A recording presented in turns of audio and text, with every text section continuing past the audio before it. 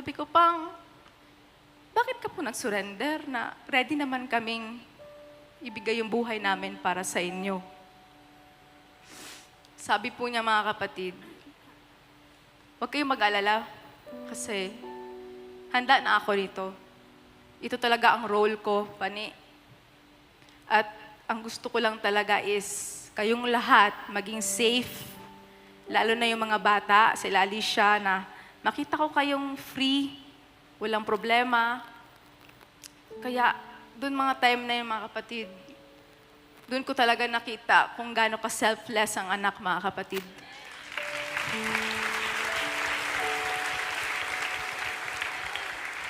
Kaya we are so privileged to have an appointed son, tulad ng anak, mga kapatid.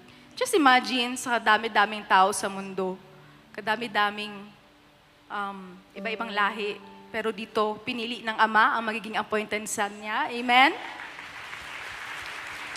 So mga kapatid, yung time din na yon na nawala si Pastor, may mga tumatakbo sa isip ko. Kasi nasanay ako, mga kapatid, na always si Pastor kasama ko eh. Marami man tayong kingdom leaders, pero si Pastor, mga kapatid, ang naging tatay ko, naging nanay ko. Kasi bata pa po ako, nahiwalay na ako sa nanay ko kasi may sakit siya.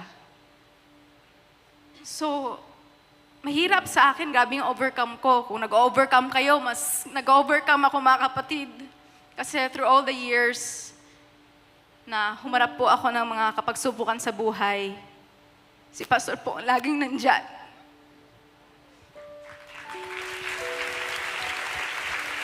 Para sa akin, mga kapatid, tumatayo na kahit ang lahat, if they look at me, they're hopeless. But si Pastor never once na nag-give up para sa akin. At ganun din siya para sa inyo, mga kapatid.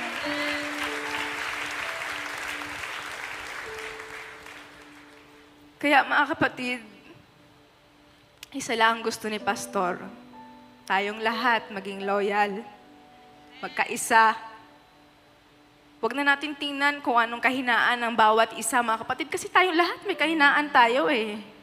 Kung anong lakas mo, yun yung kahinaan niya. Kung anong lakas, di ba? Ang atin lang is magtulungan lang tayo. At ang gusto lang ni Pastor, isa lang ang sinabi ni Pastor, magiging at peace lang ako kung kayong lahat nagmamahalan. At kayong lahat ay loyal sa